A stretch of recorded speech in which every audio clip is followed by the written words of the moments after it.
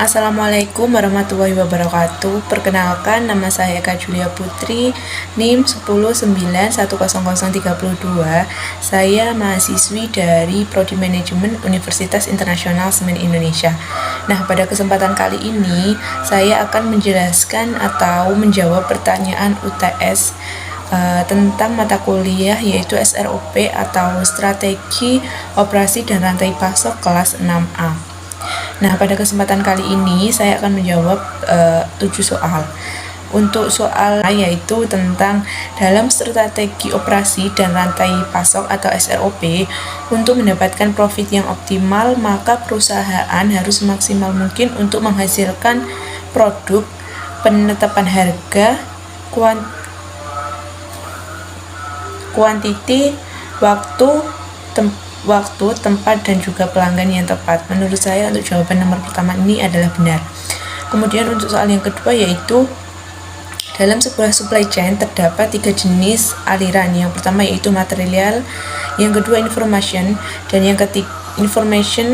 dan yang ketiga adalah cash atau fund, di mana aliran dari customer ke supplier kecuali cash atau tunai ke arah yang sebaliknya. Menurut saya untuk jawaban nomor 2 ini juga benar.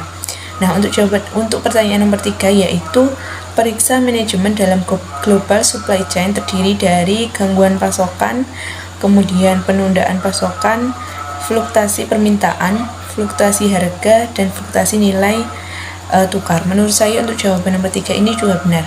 Nah, untuk soal yang selanjutnya yaitu soal nomor 4.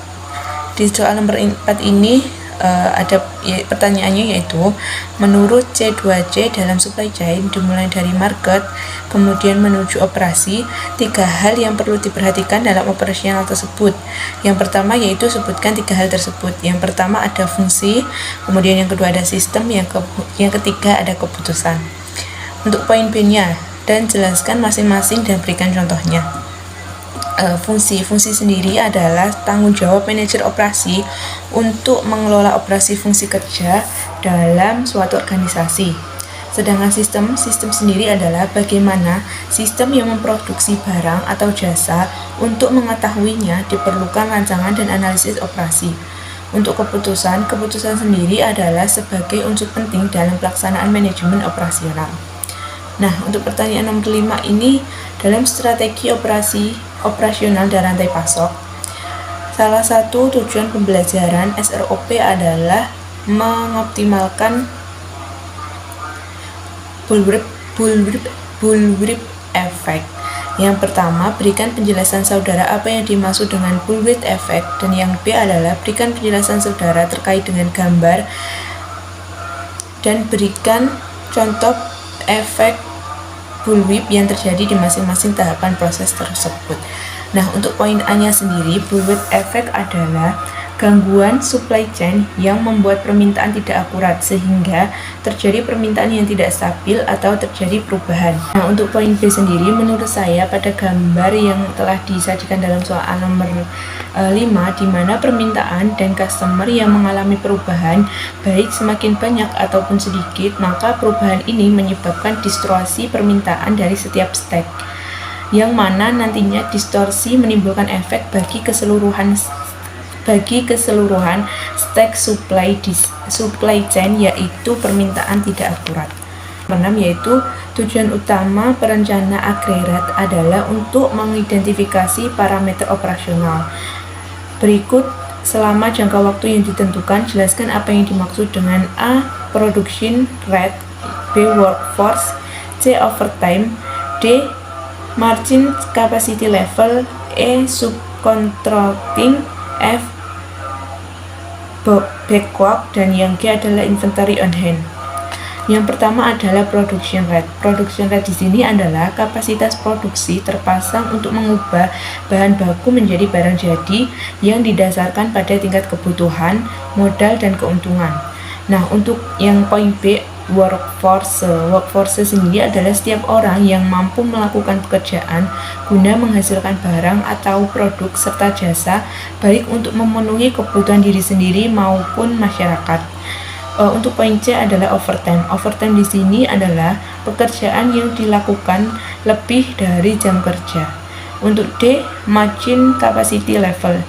Nah, margin capacity level ini adalah tingkatan volume dari dalam mesin yang diukur dari suatu pergerakan maksimum dari atas ke bawah. Yang E adalah subcontracting.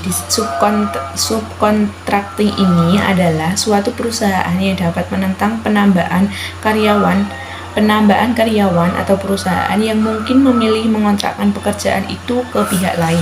Poin F di sini adalah backlog. Backlog di sini adalah akumulasi pekerjaan yang belum selesai, bahan yang belum diproses, pesanan barang atau jasa yang belum ditangani. Poin G atau poin terakhir, inventory on hand. Di sini adalah sebuah rasio keuangan untuk menunjukkan berapa hari rata-rata perusahaan mengkonversi persediaannya menjadi penjualan. Itu berhubungan terbalik dengan rasio perputaran persediaan. Untuk soal yang terakhir atau soal nomor 7, yaitu dalam peramaian terdapat 4 metode yang umum digunakan. Sebutkan dan jelaskan keempat metode tersebut. Yang pertama ada kualitatif. Kualitatif ini adalah metode peramalan yang bersifat subjektif dan bergantung pada penilaian manusia. Yang kedua ada deret waktu. Deret waktu ini adalah metode peramalan deret waktu yang menggunakan permintaan historis untuk membuat ramalan. Yang ketiga ada kausal. Kausal sendiri adalah metode peramalan yang mengasumsikan bahwa ramda permintaan sangat berkorelasi dengan faktor-faktor tertentu. Dan yang terakhir ada simulasi. Simulasi di sini adalah metode peramalan yang meniru pilihan konsumen yang menimbulkan permintaan untuk sampai pada suatu ramalan.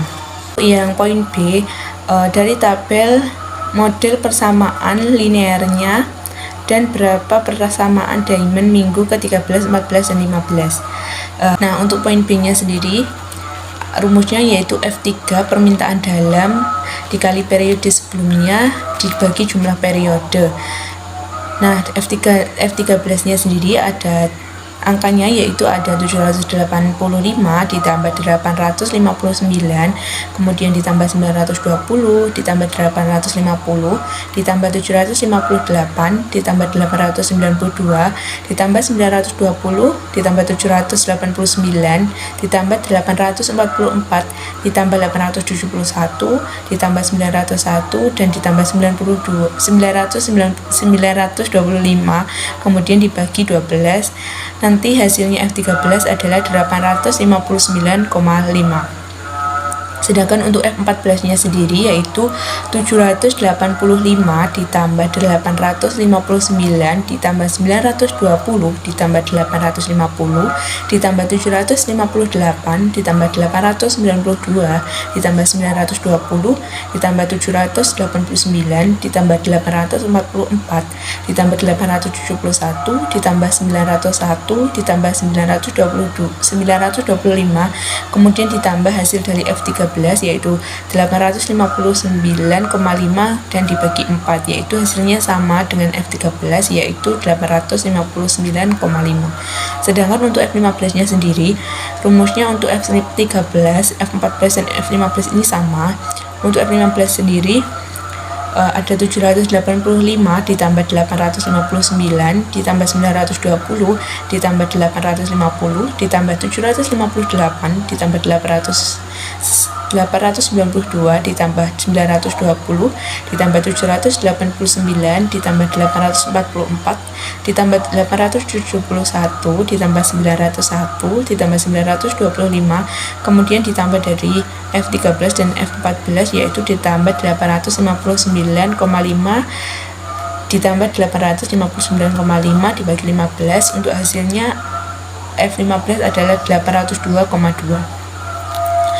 Nah, untuk poin C-nya, hitung peramalan moving average 3 minggu ke 13, 14, dan 15. Minggu ke 13 nya sendiri Untuk angkanya sendiri ada 871 ditambah 901 ditambah 925 kemudian dibagi 3. Untuk hasil dari minggu ke-13 sendiri adalah 899. Sedangkan untuk minggu ke-14 terdapat angkanya yaitu 901 ditambah 925 ditambah 899 kemudian dibagi 3, dan hasilnya yaitu untuk minggu ke-14 adalah 908,3. Sedangkan untuk minggu ke-15 yaitu ada 925 ditambah 899 kemudian ditambah dari hasil dari minggu ke-14 yaitu 908,3 kemudian dibagi 3 dan hasilnya yaitu 910,76. Untuk pertanyaan nomor 7 poin terakhir yaitu hitung peramalan moving average 6 minggu ke-13, 14, dan 15. Nah, untuk soal yang terakhir ini, untuk minggu ke-13 nya sendiri ada 844 ditambah 867 ditambah 855 ditambah 842 kemudian ditambah 845 ditambah 869 kemudian dibagi 6 minggu, hasilnya yaitu 853,6 untuk minggu ke-13 dari 6 minggu. Nah, untuk minggu ke-14 yaitu ada 867 ditambah 855 ditambah 842 ditambah 845 ditambah 869 kemudian ditambah dari hasil minggu ke-13 yaitu 853,6 kemudian dibagi minggu ke-6 sama dengan hasilnya untuk minggu ke-14 adalah 727,2. Nah, untuk yang terakhir minggu ke-15 ada 855 ditambah 842 ditambah 845 ditambah 869 ditambah minggu ke-13 yaitu 853,6 dan hasil dari minggu ke-14 727,2 dibagi 6 minggu hasilnya adalah 831,9. Nah, berikut adalah jawaban soal UTS dari saya. Sekian presentasi jawaban dari saya, kurang lebihnya dari soal dan kata-kata saya mohon maaf. Saya akhiri. Assalamualaikum warahmatullahi wabarakatuh.